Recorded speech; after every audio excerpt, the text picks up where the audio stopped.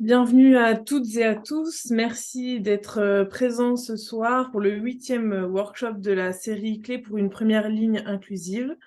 Pour rappel, ces ateliers ont pour objectif de pouvoir partager des outils et des ressources afin de renforcer un accompagnement inclusif au sein de la première ligne d'aide et de soins à Bruxelles, de discuter aussi des difficultés rencontrées sur le terrain et de partager de bonnes pratiques et des solutions pouvant y répondre.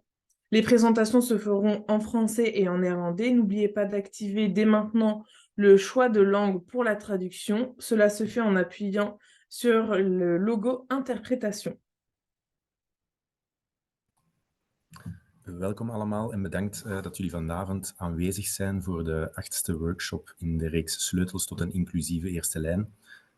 Ik zal de eerste inleiding nog even in het Nederlands ook doen. Nadien zal er ook van alles een vertaling volgen door de vertaler. Het doel van deze workshop is het met jullie delen van informatie en handvaten om een inclusieve eerste lijnzorg te kunnen bieden in Brussel. En om de mogelijkheden op het terrein en good practices met elkaar te delen. Voor het programma van vanavond willen we het eerst hebben over het LGBTQIA+-acroniem en hoe dit is opgebouwd. Gepresenteerd door Maxence Pacaud van Genre Pluriel en Anna Paashuizen van Savaria. Na deze presentatie is er een korte vraag- en antwoordsessie om vragen vanuit het publiek te beantwoorden. De workshop wordt vervolgd met een presentatie over het concept minderheidsstress door Lotte de Schrijver, psycholoog, gevolgd door Cécile Goedman van OIS, die enkele voorbeelden zal geven van problematische situaties en geweld tijdens de hulpverlening. De avond wordt afgesloten met een discussie samen met de presentatoren, zodat u ook de gelegenheid krijgt om met hen in interactie te gaan. Tijdens de presentatie kan je al jouw vragen neerschrijven in de chat. We zullen ook de tijd nemen om ze te beantwoorden tijdens de vraag- en antwoordsessie. We zouden ook graag willen benadrukken dat iedereen zijn vragen kan stellen, dat we op een respectvolle manier met elkaar zullen omgaan. Ah oui, Alice, vas-y. Merci. Pour le programme donc, de ce soir, nous vous proposons de débuter par le b.a.-ba autour de l'acronyme LGBTQIA+, présenté par Maxence Pacaud de l'ASBL Genre Pluriel et Anna Paashuizen de l'ASBL Savaria. Suite à cette présentation, nous vous proposerons un premier temps de questions-réponses sur les terminologies. Nous poursuivrons après ce workshop par la présentation du stress minoritaire par Lotte de Schrijver, psychologue, suivi par le partage d'exemples de situations problématiques et de violences lors d'un accompagnement par Cécile Goodman de l'ASBL OIS. Cette soirée sera clôturée par un grand temps d'échange avec les partenaires de ce workshop et vous aurez l'occasion de poser toutes vos questions. Pendant les présentations, vous pouvez noter vos questions dans le chat. Nous prendrons le temps d'y répondre lors des moments d'échange.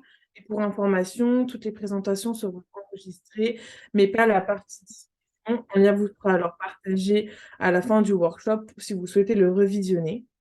Les supports de présentation vous seront également partagés ainsi que des informations complémentaires à la fin du workshop. Merci de votre attention et nous allons tout de suite démarrer. Je laisse la parole à Maxence et Anna.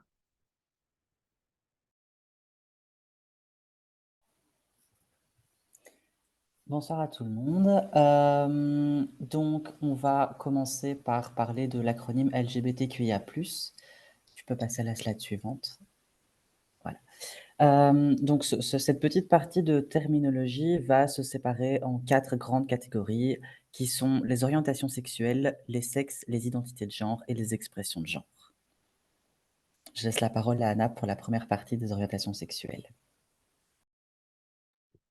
Ja, dankjewel. Inderdaad, als we het hebben over LGBTQIA+, dan zijn er eigenlijk verschillende aspecten waar dat we over praten. Seksuele oriëntaties is daar eigenlijk één aspect van. Als we het hebben over seksuele oriëntaties, zijn degenen die het meest gekend zijn onder het brede publiek meestal lesbisch en homoseksueel. Die zie je hier onder de rechtse vlag vertegenwoordigd. Maar daarnaast heb je inderdaad ook nog biseksualiteit, panseksualiteit, aseksualiteit en nog een heleboel andere. Maar dit zijn eigenlijk de grootste, de voornaamste. als we het hebben over seksuele oriëntatie, dan gaat dat inderdaad over de persoon tot wie dat je aangetrokken bent. Op een seksuele of op seksueel aangetrokken of romantisch aangetrokken. Dat is eigenlijk waar dat we dan over spreken. Biseksualiteit, de oude manier of zo om daar naar te kijken, is inderdaad dat je op de twee geslachten valt. Bij het verhaal van genderdiversiteit, waar we het zelfs over zullen hebben, gaat dat natuurlijk iets breder en kunnen we eerder zeggen op personen van meerdere genders vallen. Panseksualiteit gaat eigenlijk nog een beetje breder dan dat. Heel veel mensen die panseksueel zijn, geven eigenlijk aan dat genderidentiteit bij de persoon tot wie ze aangetrokken zijn, voor hen niet echt uitmaakt of eigenlijk geen rol speelt.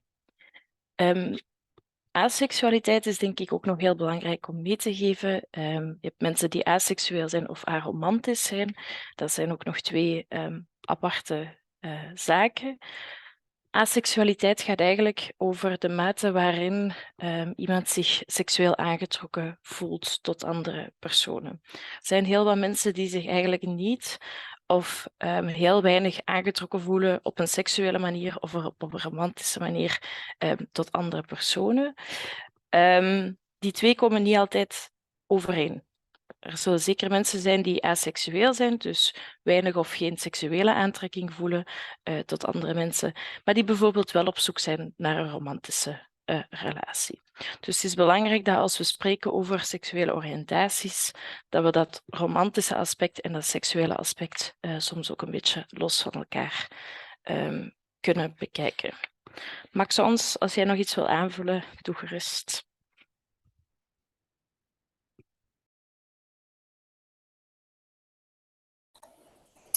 Super. Non, c'était parfait. On peut donc passer à la slide suivante qui concerne les sexes. Alors, donc les sexes, c'est une grande notion biologique et uniquement biologique qu'on a l'habitude de résumer aux organes génitaux, mais qui est en fait beaucoup plus large que ça. Ce sont tous les aspects du corps, internes et externes, qu'on peut classer dans la case femelle et mâle. On a donc ici une liste non exhaustive où est repris par exemple les taux hormonaux avec d'un côté la testostérone, de l'autre côté la progestérone et les oestrogènes. On a aussi les chromosomes avec XX et XY, les caractéristiques sexuelles primaires qui sont en fait les organes génitaux internes et externes, car déjà là à la naissance, et les caractéristiques sexuelles secondaires qui sont les caractéristiques sexuelles qui apparaissent à la puberté. Et donc, ils sont repris la pilosité, les menstruations, la mue de la voix, etc. etc. On a aussi le squelette, même si au sein du monde scientifique, il n'y a pas encore de consensus, il y a vraiment un squelette mâle ou femelle, ce n'est ni la taille de la boîte crânienne, ce n'est ni la largeur du bassin, mais dans le doute, on le laisse. Et alors l'épigénétique, c'est en fait l'impact de l'environnement sur la génétique. Alors, ce n'est pas encore prouvé qu'il y ait des effets d'épigénétique sur les sexes humains. On pourrait par exemple penser aux perturbateurs endocriniens, mais les études ne sont pas encore si poussées, donc voilà, ça reste aussi quelque chose qui est dans le doute. Mais voilà, il y a aussi plein d'autres aspects qui rentrent en compte. Tu peux passer à la slide suivante. Donc maintenant qu'on a vu tous ces aspects biologiques, on sait que la majorité des personnes vont être mâles ou vont être femelles.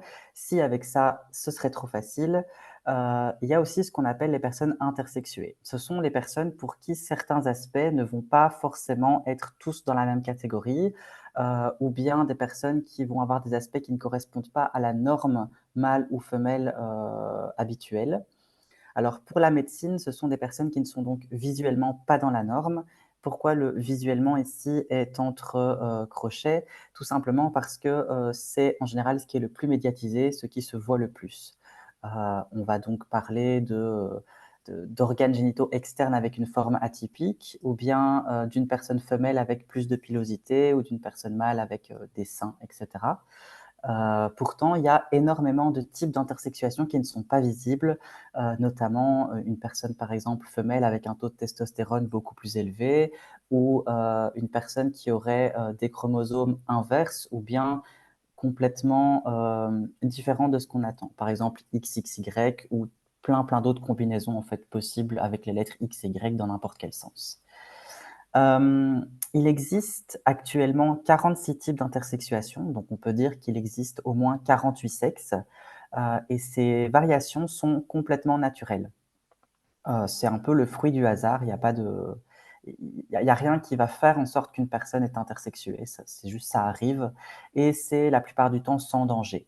Il existe quelques situations où les personnes intersexes doivent subir des interventions si ça nuit au bon fonctionnement de la corporalité, si par exemple la personne ne sait pas uriner ou s'il y a un problème au niveau des sels minéraux, dans ces cas-là on intervient. Mais dans la plupart des cas, on va juste parler d'intersexuation esthétique qui ne nécessite donc aucune intervention chirurgicale.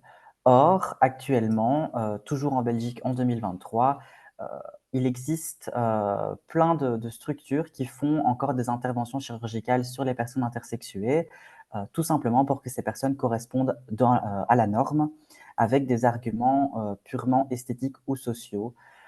Par exemple, si on imagine un bébé qui va naître et il y a une ambiguïté, on ne sait pas trop si c'est un mâle ou si c'est une femelle, on va intervenir chirurgicalement pour faire en sorte que le corps rentre dans la case mâle ou dans la case femelle, alors qu'on parle juste ici d'esthétique. Et les médecins vont donner des arguments de type « on va se moquer de lui »,« la personne ne pourra pas avoir une sexualité classique », etc., etc. Voilà. Tu peux passer à la slide suivante. Et ah oui, toujours à moi. Donc, sur base de ce que je viens de dire, l'expression « changer de sexe » qu'on entend vraiment beaucoup, elle n'est en fait pas correcte. C'est-à-dire que parmi les différents aspects biologiques, il y en a qu'on ne peut pas changer. Les chromosomes, c'est impossible de changer ces chromosomes. Concernant les gamètes, une personne peut faire autant d'interventions chirurgicales pour se rapprocher le plus d'un corps mâle ou d'un corps femelle. Si une personne femelle décide de faire des interventions pour avoir un pénis, des testicules, etc., cette personne ne pourra jamais produire de spermatozoïdes. Inversement, une personne mâle qui fait des interventions pour enlever son pénis, se créer un vagin, que ce soit autant intérieur qu'extérieur, cette personne ne pourra jamais créer d'ovocytes. Et donc, par conséquent, on ne peut pas procréer comme un autre sexe. Par contre, les termes que l'on peut utiliser à la place de changer de sexe, on peut parler de masculinisation ou de féminisation. Et de manière générale, une personne qui fait des interventions médicales pour modifier sa corporalité, on va dans ce cas parler de transition. Voilà. Dankjewel. We hebben inderdaad al twee aspecten besproken. Eén aspect is seksuele oriëntaties. Het aspect dat Maxence daarnet heeft besproken gaat over geslacht. Dus alles wat inderdaad op het biologische, lichamelijke niveau zich afspeelt. Een derde aspect is genderidentiteit. Genderidentiteit gaat veel meer over het gender waarmee een persoon zich identificeert, hoe iemand zich voelt, wat dat iemand beleeft enzovoort. Mag naar de volgende slide. Nu, daar zijn twee grote categorieën in. Als we zijn even alles in hokjes aan het opdelen om natuurlijk alles duidelijk te maken. Die twee grote categorieën, om het zo te zeggen, zijn cisgender en transgender. Cisgender komt uit het Latijnse van aan dezelfde kant. Cisgender, wat betekent dat eigenlijk? Mensen bij wie het geslacht, dat bij de geboorte is vastgesteld, overeenkomt met de genderidentiteit. Voor mij bijvoorbeeld, bij mij heeft de dokter toen ik geboren werd gezegd, het is een meisje, voilà, ik voel mij op dit moment ook vrouw, dat komt overeen, ik ben een cisgender persoon. Er zijn ook mensen bij wie de genderidentiteit niet overeenkomt met hun geslacht of niet volledig overeenkomt met hun geslacht. Dan spreken we over transgender personen. Ja, voilà, mag naar de volgende slide gaan.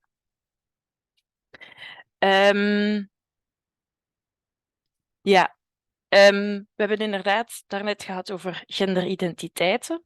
Ik heb daarbij het voornamelijk gehad over mannen en vrouwen. Misschien nog één aspect dat ik daaraan wil toevoegen, is ook dat niet iedereen zich man of vrouw voelt. Er zijn ook heel veel mensen die zich ergens tussen de twee of ergens daar compleet buiten voelen. Ook bij hen zeggen we van kijk, de genderidentiteit komt niet volledig overeen met het geslacht, dus die zitten ergens onder de koepel transgender. Nu, als we het hebben over genderexpressies, dan gaat het eigenlijk over wat we laten zien aan de buitenwereld. Hoe we ons gedragen, hoe we ons kleden, hoe we spreken enzovoort. Voilà, dus eigenlijk alles wat dat we tonen, maar ook hoe dat we door andere mensen gezien worden. Al die aspecten zitten eigenlijk bij genderexpressie. En ook op het vlak van genderexpressie kan je inderdaad vrouwelijker of mannelijker of ergens tussenin gaan voordoen. Het is niet omdat je bijvoorbeeld een mannelijke genderexpressie hebt, dat je daarom ook als man identificeert. Al die 4 aspecten waar we het net over hebben gehad, die staan op zich een beetje los van elkaar. Het is niet omdat je bij de geboorte wordt aangeduid als man, dat je genderidentiteit ook voor de rest van je leven man zal zijn, of dat je bijvoorbeeld altijd mannelijk zal kleden en gedragen. Dus voilà. Dan mag ik naar de volgende slide, denk ik. Ja. Merci Anna.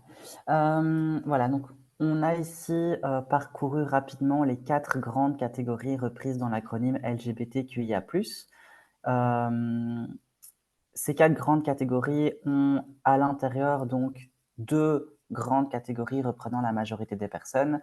Donc au niveau des sexes, on va avoir mâle, femelle. Au niveau des identités de genre, on va avoir homme, femme. Et au niveau des expressions de genre, on va avoir masculin, féminin. En sachant que du coup, ce ne sont pas des données immuables. On peut tout à fait varier à chaque fois dans ces notions. Maintenant qu'on a vu les termes qui correspondaient à chacune de ces notions, on va rapidement parcourir les termes qu'il ne faut plus utiliser. J'avais déjà mentionné l'expression « changer de sexe ». Alors rassurez-vous, il n'y a pas 300 000 termes qu'on ne peut pas utiliser. Je vais seulement en citer 3 autres qui sont vraiment importants à ne pas utiliser. Le premier terme, c'est transsexuel, à ne pas utiliser à la place de transgenre. Alors, il faut savoir que transsexuel et transgenre, c'est exactement la même chose. Il est dit sexe dans transsexuel. Ce n'est pas pour ça que les personnes transsexuelles sont des personnes transgenres qui ont subi des interventions chirurgicales. C'est exactement la même chose. Le fait d'avoir le mot sexe dans transsexuel va créer cet amalgame qui est complètement faux. La raison principale pour laquelle ce terme n'est pas à utiliser, c'est qu'il est issu de la psychiatrie. C'est le terme qui était utilisé jusqu'à il n'y a pas si longtemps par le monde psychiatrique pour diagnostiquer les personnes transgenres sous ce qu'on appelait un diagnostic de transsexualisme. Et donc, quand les personnes transgenres voulaient avoir accès à la suite de leur transition, notamment médicale, on les obligeait à voir des psychiatres, à obtenir ce diagnostic et donc à convaincre en fait les psychiatres que ces personnes étaient bien transgenres.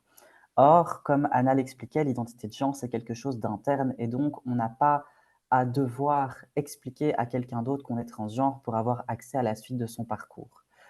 C'est quelque chose qui devrait être simplement acquis avec la simple base de sa propre autodétermination. Et donc, pour contrer en fait cette démarche du monde psychiatrique, on a décidé de ne pas utiliser ce terme pour justement prouver que les diagnostics, ce n'est pas quelque chose de correct. Alors maintenant, le monde psychiatrique a bien compris et donc le terme de transsexualisme n'est plus utilisé. Maintenant, on va dire qu'il s'agit d'un diagnostic d'incongruence de genre. Eh bien, c'est pas grave. Si le monde psychiatrique a décidé d'utiliser un autre terme, eh bien, on va arrêter d'utiliser le terme incongruence de genre et ce sera comme ça jusqu'à ce qu'ils comprennent qu'il ne faut pas diagnostiquer des personnes transgenres. Le deuxième terme à ne pas utiliser, bon, celui-là, il est un petit peu moins grave, c'est le terme identité sexuelle qu'on va voir aussi partout, surtout dans les médias. Alors, celui-ci, il veut simplement rien dire. tout simplement parce que dedans, on a identité, on a sexe, on a sexuel, et donc on ne sait pas en fait de quoi on parle. On ne sait pas si on parle d'identité de genre, on ne sait pas si on parle de préférence sexuelle, on ne sait pas si on parle de sexe biologique. Et donc, quand ce terme est utilisé, il faut quasiment à tous les coups demander à la personne de préciser de quoi elle veut parler. Le dernier terme à ne pas utiliser, il s'agit du terme hermaphrodisme, qui est très souvent confondu avec les intersexuations. Alors, ce n'est pas une insulte, c'est simplement pas du tout la même chose. L'hermaphrodisme, hormis le fait que ce soit quelque chose de complètement fictif de par la mythologie, c'est en fait la capacité à avoir en même temps un sexe mâle et un sexe femelle complet et fonctionnel, et donc à pouvoir procréer avec soi-même. Alors c'est un super pouvoir, mais ce n'est pas le cas pour les humains. C'est le cas pour certaines fleurs et pour certains animaux, par exemple les escargots. Mais donc voilà, dire à quelqu'un qu'il est hermaphrodite, c'est tout simplement pas du tout la bonne expression à utiliser pour définir les intersexuations. Voilà.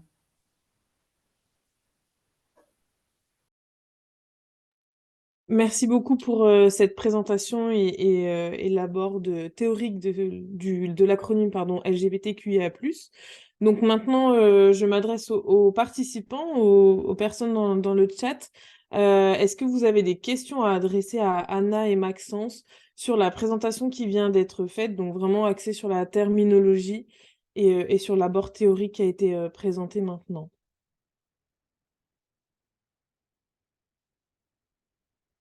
N'hésitez pas à interagir dans le chat directement, on posera les questions.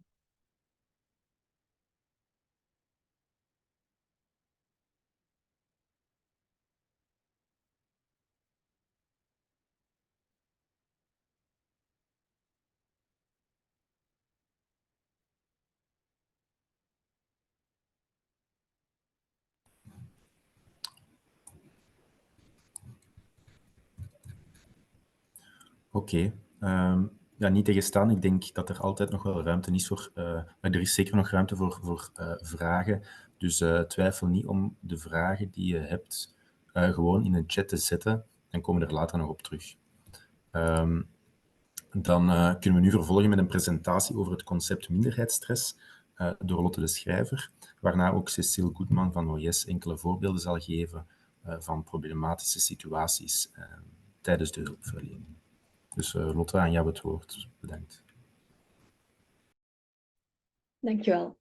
Dus in dit stukje van de presentatie gaan we het eigenlijk hebben over waarom het noodzakelijk is om ook rekening te houden met gender en seksualiteit in algemeen onthaal binnen de gezondheidszorg. Dat heeft te maken met het feit dat LGBTQIA+-personen eigenlijk vaker geconfronteerd worden met stigma, vooroordelen en discriminatie en dat een rol kan hebben binnen de gezondheidszorg die wij verlenen of in de ontwikkeling van de gezondheidsklachten waarmee dat mensen eigenlijk bij ons terechtkomen. Je mag naar de volgende slide gaan. En de volgende slide. En zo zijn er eigenlijk 5 wegen waarop dat stigma, vooroordelen en discriminatie eigenlijk een invloed kunnen hebben op de gezondheid en het welzijn van personen. De eerste weg gaat eigenlijk over discriminerende interacties die zich afspelen tussen gestigmatiseerde en niet gestigmatiseerde personen die een schadelijke stressreactie kunnen gaan uitlokken.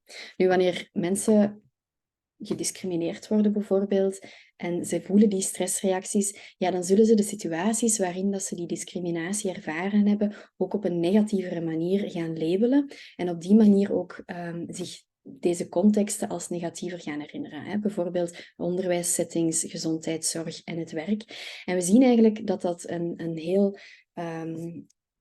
hele dynamiek in gang zet die eigenlijk maakt dat mensen op langere termijn een zwakkere positie kunnen krijgen op de arbeidsmarkt of op de woningsmarkt. Een tweede pad waarlangs dat stigma, vooroordelen en discriminatie een negatieve invloed kunnen hebben op de gezondheid, is eigenlijk door een directe ontzegging van de toegang tot de basisvoorzieningen op gebied van gezondheid en dagelijks leven. Dus als mensen het gevoel hebben van ik zou recht moeten hebben op iets en ik heb dat recht niet, of ik kan geen gebruik maken van dat recht, omdat het voor mij gewoon niet van toepassing lijkt te zijn, dan zien we eigenlijk dat dat ook een negatief gevolg kan hebben. Ik mag naar de volgende slide gaan. Ja, we zien natuurlijk ook dat als mensen geconfronteerd worden met stigma en discriminatie, dat zij een toegenomen sociale stress gaan ervaren en ook dat zij veel vaker dat stigma op langere termijn gaan internaliseren. Geïnternaliseerd stigma, dat wil eigenlijk zeggen dat mensen bijvoorbeeld gedachten gaan beginnen krijgen als bijvoorbeeld ik ben homo, waarom ben ik homo? Dat is niet normaal. Waarom kan ik niet normaal zijn? En dat ze eigenlijk een slecht gevoel gaan krijgen bij hun eigen belevingen. We zien dat die toegenomen sociale stress en dat geïnternaliseerd stigma een negatieve impact gaat hebben op de ontwikkeling van de sociale netwerken, dat mensen vaak een zwakkere socio-economische status kunnen gaan ontwikkelen, dat hun algemene levenskwaliteit achteruit gaat en dat ook een geestelijke en lichamelijke gezondheid hieronder te lijden heeft. Daarnaast zien we ook dat gestigmatiseerde personen ook veel vaker een chronische hyperwaakzaamheid gaan tonen. Je moet je dat voorstellen als jij merkt dat mensen die op jou lijken, of als jij zelf op regelmatige basis geconfronteerd wordt met vooroordelen en discriminatie, dan begint je overal rondom je te kijken van oké, hoe kan ik dat eigenlijk gaan vermijden? En die hyperwaakzaamheid is eigenlijk een van de dingen die continu op de achtergrond aan het spelen kan zijn en die op die manier eigenlijk de geestelijke en de lichamelijke gezondheid kan gaan beïnvloeden, maar ook de sociale steunnetwerken. Dus als je kijkt naar die 5 paden, die hangen eigenlijk allemaal een beetje aan elkaar en dat zijn ook dingen die we binnen de gezondheidszorg ook heel sterk kunnen gaan herkennen. Mag ik naar de volgende slide gaan? Nu, wanneer dat we het hebben over minderheidsstress, dan hebben we het eigenlijk over een specifieke soort stress die mensen die behoren tot een minderheidsgroep gaan ervaren. De oorspronkelijke minderheidstheorie die is eigenlijk ontwikkeld geweest voor homoseksuele, lesbische en biseksuele personen, maar ondertussen zien we eigenlijk dat die ook van toepassing is op een veel diverser publiek van minderheden. En eigenlijk zijn er ook binnen die minderheidsstresstheorie 2 paden die kunnen leiden tot een verhoging van die stress, van die specifieke stress. En dat eerste pad is eigenlijk een pad dat objectief observeerbaar is.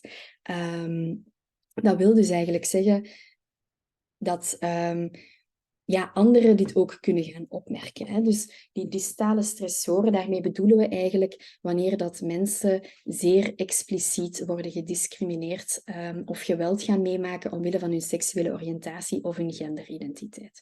Dat gebeurt dus door anderen. Dat is omdat anderen jou gaan benoemen tot een specifieke groep, ongeacht of dat jij zelf het gevoel hebt dat je daartoe behoort of niet. Ik geef even een voorbeeld. Er zijn heel wat mensen die ik in begeleiding zie, die mij vertellen, ja, toen ik 6, 7 jaar was, dan scholden mijn vriendjes mij al uit voor homo, terwijl ik eigenlijk zelf helemaal nog geen idee van had dat ik op iemand zou vallen van hetzelfde geslacht. Maar dus op dat moment ervaren eigenlijk kinderen al geweld, zonder dat ze zichzelf gaan identificeren met die groep. Mag ik naar de volgende slide gaan? Dan komen we bij de proximale stressoren. En dat zijn eigenlijk die stressoren die eigenlijk intern gebeuren. Dat is als gevolg van die verhoogde waakzaamheid waar ik het daar juist over had. Door het feit dat mensen continu eigenlijk gaan bezig zijn met te overwegen van welk deel van mijn identiteit kan ik wel tonen, welk stukje moet ik gaan verbergen om veilig te blijven. En dat geïnternaliseerd stigma. Dat heeft dus vooral te maken met het feit dat anderen jou benoemen tot een minderheidsgroep of een gestigmatiseerde groep en dat jij jezelf daar ook mee gaat identificeren. Mag je naar de volgende slide? Nu, we merken ook dat niet iedereen evenveel minderheidsstress gaat ervaren. Er zijn best wel mensen die geen minderheidsstress ervaren, maar er zijn er die ook heel fel minderheidsstress gaan ervaren. En we zien eigenlijk dat het risico vooral gaat toenemen wanneer dat mensen aangeven dat hun minderheidsidentiteit eigenlijk volledig gaat samenvallen met hun globale identiteit. Meestal is onze identiteit opgebouwd uit verschillende zelfconcepten. We zien onszelf als partner, als werknemer, als vriend of vriendin, als topsporter of een creatief persoon en niet alleen als queer persoon bijvoorbeeld. Maar als dat wel het geval is, hoe meer dat het geval is, hoe hoger het risico om minderheidsstress te gaan ontwikkelen. Wanneer gaat dat eigenlijk, wanneer kunnen we onszelf daartegen beschermen? Dat is wanneer dat mensen deel uitmaken van een gemeenschap en die samenhorigheid gaan voelen, zodanig dat ze eigenlijk steun krijgen van de gemeenschap, maar tegelijkertijd ook leren van hun peers hoe dat ze eigenlijk kunnen omgaan met negatieve ervaringen. En uiteraard ook wanneer er dus een bredere, diverse integratie is van de verschillende zelfconcepten in de identiteit. Dus wanneer dat je kan zeggen, oké, ik ben veel meer dan alleen een deel van die gestigmatiseerde groep. Mag naar de volgende gaan?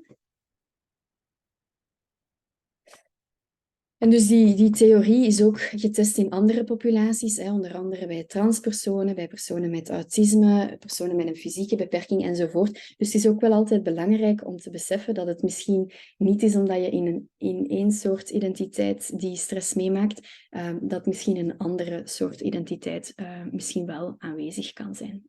Ik zelf spreek altijd over othering-based stress en ik benadruk dat hier graag ook eens, omdat ik het belangrijk vind dat wanneer we het hebben over minderheidsstress, dat we de illusie creëren alsof dit iets is wat dat ontstaat uit de minderheidsgroepen zelf, maar eigenlijk ontstaat het als het gevolg van een dynamiek die in de samenleving zit.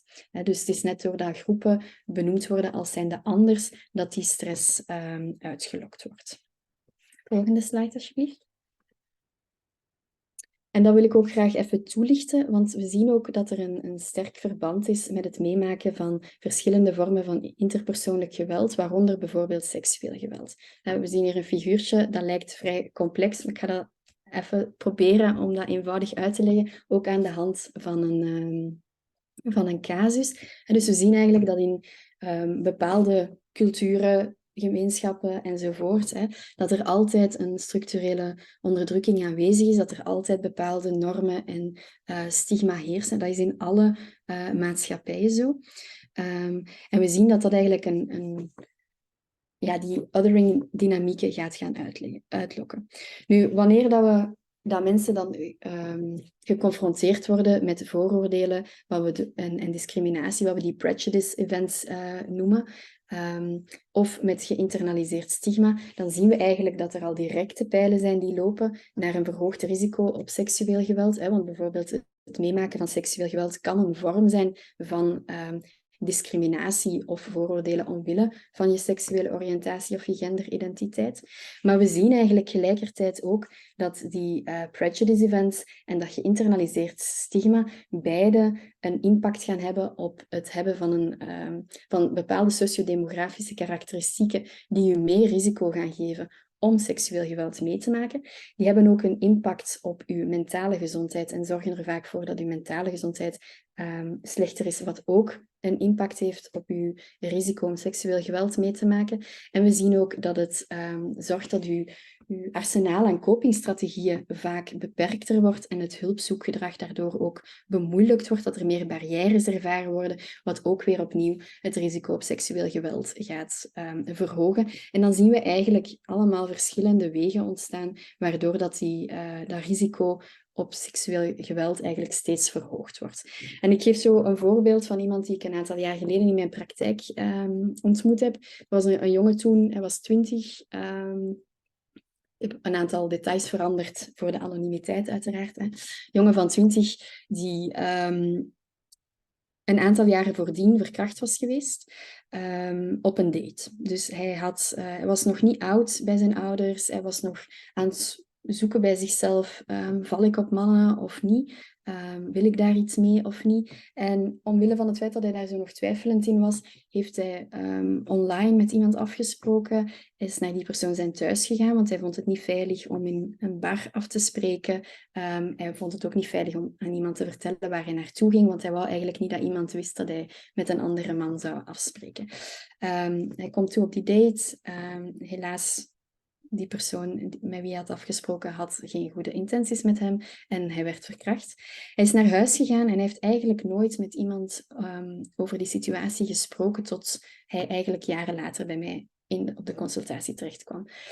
Ik heb toen wat doorgevraagd naar wat dat de reden waren, waarom dat hij daar eigenlijk nooit over gesproken had. En een van de dingen die hij het eerste aanhaalde was, ik kon toch niet vertellen dat ik had afgesproken met een man, want dan zou iedereen op dat moment geweten hebben waar ik mee zat. Ik kon het ook niet vertellen aan mijn dokter, want mijn dokter is de man van mijn tante. Dus ja, binnen de kortste keren gaat daar rond. in mijn familie. Ik kan dat ook niet vertellen aan mijn vrienden, want die weten ook nog van niks. En ik wou eigenlijk ook niet op die manier mijn outing gaan doen. Dus je ziet eigenlijk dat er een heel web ontstaat van verschillende mensen die normaal gezien zouden kunnen benaderd zijn geweest, maar die op dat moment eigenlijk omwille van die kwetsbaarheid rond die outing niet gebeurd zijn. En dan komt daar het laagje van de victim blaming bovenop, waarbij dat ook aangaf van ja, als je iemand vertelt van ik heb afgesproken met iemand dat ik online heb leren kennen, dan krijg je direct ook heel wat negatieve reacties. En dat wou ik er niet nog eens bovenop krijgen. Dus de combinatie van al die factoren hebben gewoon gemaakt dat ik gezwegen heb. En dan denk ik dat ik nu het woord kan geven aan Cecilia, die een aantal andere voorbeelden ook nog kan meegeven.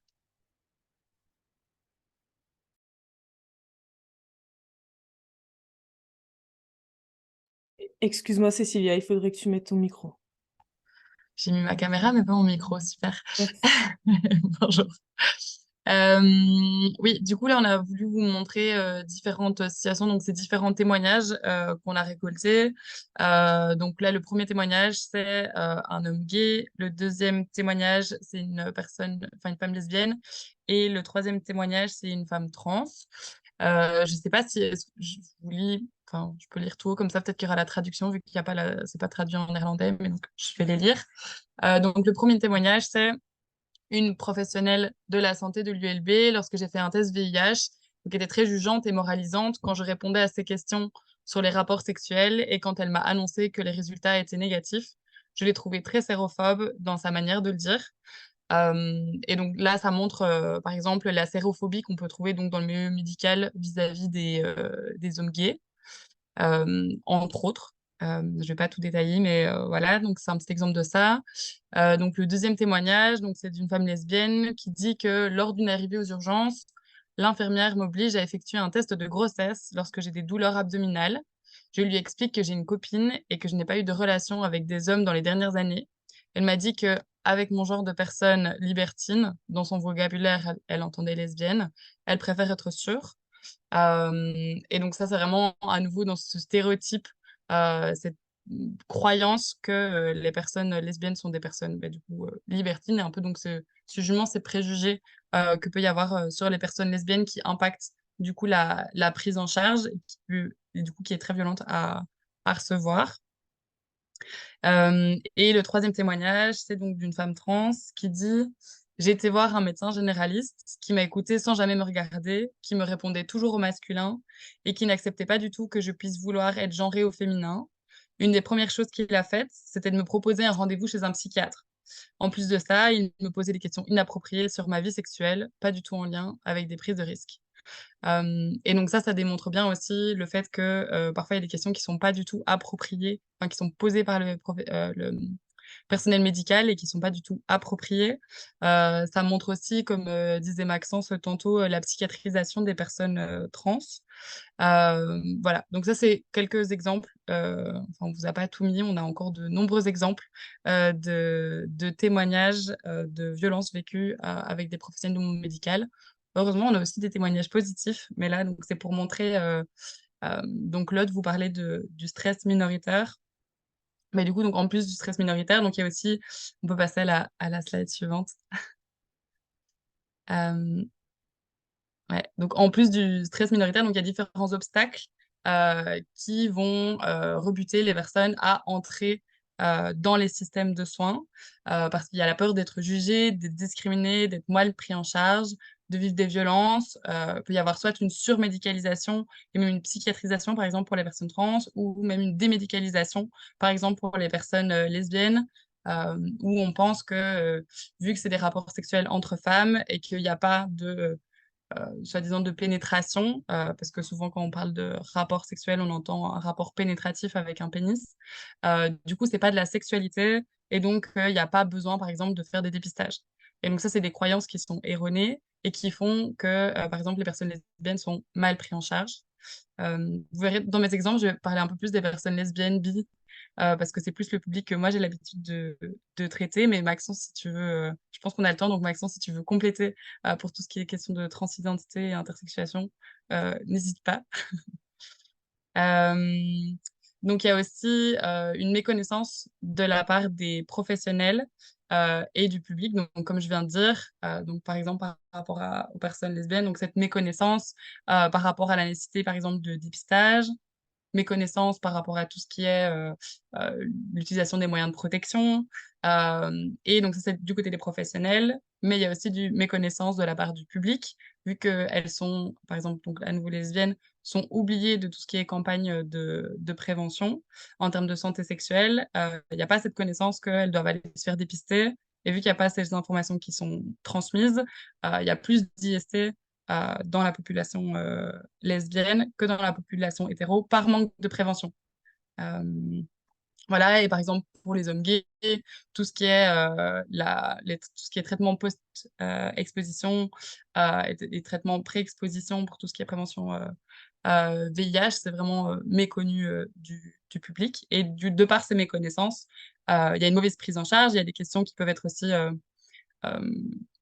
comment dire, des questions inappropriées qui peuvent être posées ou un peu maladroites, ce qui fait que les personnes ne voudraient pas rentrer dans les parcours de soins ou, donc comme j'ai dit aussi, de par les violences vécues, comme on a pu voir dans les témoignages, une fois qu'on a vécu ça, on n'a plus trop envie de retourner, d'être pris en charge dans le secteur médical. Ensuite, je laisse des petits blancs si jamais Maxence veut intervenir. Ok. Ensuite, du coup, il y a donc, suite à tout ça, donc, il y a vraiment cette importance en tant que professionnel de la santé de déconstruire ses propres préjugés et ses stéréotypes pour avoir une bonne prise en charge. Donc ça, c'est vraiment important de prendre conscience des différents... On peut revenir à la slide, ouais. Merci. Vraiment de prendre conscience de ces biais et de ces croyances qu'on peut avoir. Donc, par exemple, comme on a vu dans les témoignages juste avant, par exemple, pour les personnes lesbiennes, il y a cette croyance que les personnes lesbiennes sont plus libertines que les personnes hétéros. Mais en fait, c'est important pour une bonne prise en charge de déconstruire cette croyance-là, qui n'est pas du tout fondée et qui n'est pas du tout juste, pour bien prendre en charge. Donc, voilà, ça, c'est une des choses.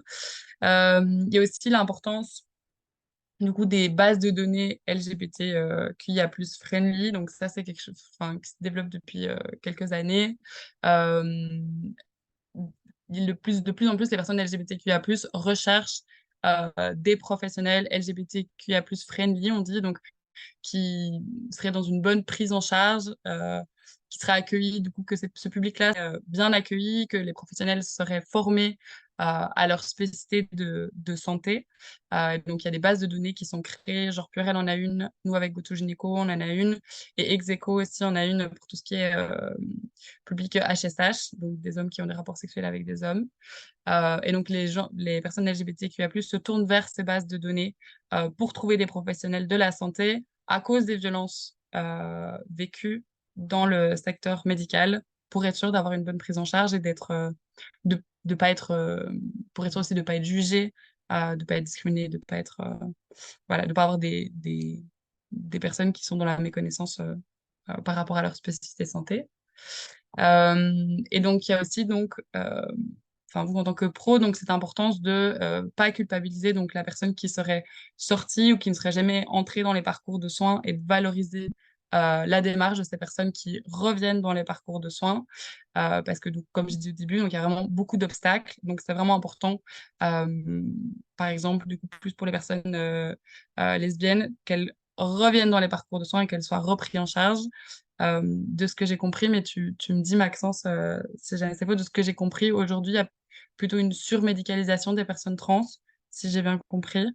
Et donc ça, c'est important aussi à pas surmédicaliser non plus, mais à juste médicaliser de façon, je sais pas si on peut dire normale, mais de façon juste. Et il y a aussi une surmédicalisation des hommes gays avec toute l'épidémie VIH, on en a beaucoup, beaucoup, beaucoup parlé. Voilà, donc en fait, c'est important juste de faire de la prévention pour les personnes lesbiennes et pas surmédicaliser à outrance non plus. On peut passer à la slide suivante. Ouais. Du coup, en conclusion, pour répondre un peu à la question qu'on s'était mis au début. Donc, pourquoi est-ce que c'est nécessaire de tenir compte du genre et de la sexualité dans un écueil généraliste? Donc, comme Lotte l'a expliqué, donc c'est vraiment important de prendre ça en compte parce que de par ce stress minoritaire, de par les discriminations que ces personnes vivent dans la société, il y a des spécificités de santé qui en découlent et qui sont importantes à prendre en considération. Donc ça, c'est un premier élément. Il y a le fait aussi, donc il y a différents obstacles qui empêchent ces personnes de revenir dans les systèmes de soins de par les violences vécues, comme on a pu le voir avec les différents témoignages. Donc c'est vraiment important d'avoir... parce que souvent, ce qu'on entend aussi, c'est et ce qui est avec un fond, avec une bonne intention de base, mais un peu j'accueille tout le monde de la même façon. Le problème, c'est qu'en fait, quand on dit qu'on accueille tout le monde de la même façon, on ne prend pas en compte les spécificités de santé et on ne prend pas en compte le stress éventuel que la personne peut vivre au quotidien de par les discriminations vécues. Et donc ça, c'est vraiment important de sortir de ça parce que potentiellement, la personne que vous avez en face de vous est peut-être une personne trans, et peut-être une personne intersexe, et peut-être une personne lesbienne, et peut-être une personne gay. Et donc ça, vous pouvez pas vous pouvez pas le savoir juste sur l'expression de genre de la personne, donc juste sur comment la personne est habillée ou juste sur, enfin, donc ça c'est vraiment important de, enfin donc de sortir de vos stéréotypes et de vos préjugés parce qu'on en a tous. C'est pas du tout un reproche, mais on a tous des stéréotypes et des préjugés. Ça nous construit, mais donc c'est important en fait d'en prendre conscience et de savoir qu'est-ce qu'on en fait en fait pour ne pas reproduire des situations violentes vis-à-vis des personnes qu'on accueille. Et donc d'où l'importance d'aller se former aux spécificités de santé de chaque public et donc, comme j'ai dit, donc de déconstruire ces stéréotypes et ces préjugés pour une bonne prise en charge. Et donc ça, c'est important. Je pense que ça va être aussi précisé lors de l'inscription, mais j'ai envie de le redire. Ce qu'on est en train de vous donner là, ici, maintenant, c'est pas une formation, c'est vraiment une sensibilisation.